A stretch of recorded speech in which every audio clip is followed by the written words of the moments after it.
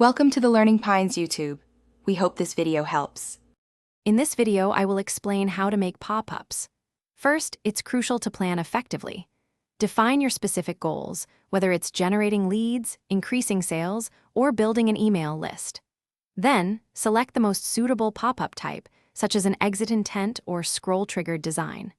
A well-thought-out plan sets the foundation for a successful campaign, ensuring your efforts are focused and impactful from the start.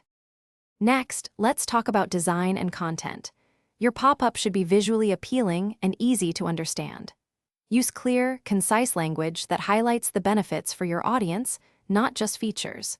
Remember to optimize for mobile devices, as a significant portion of traffic comes from smartphones and tablets.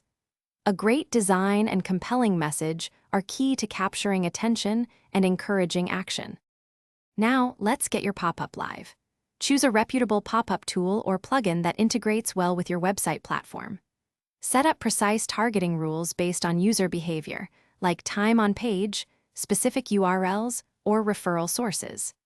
It's also vital to manage the display frequency carefully, perhaps showing it only once every few days, to avoid overwhelming or annoying your visitors.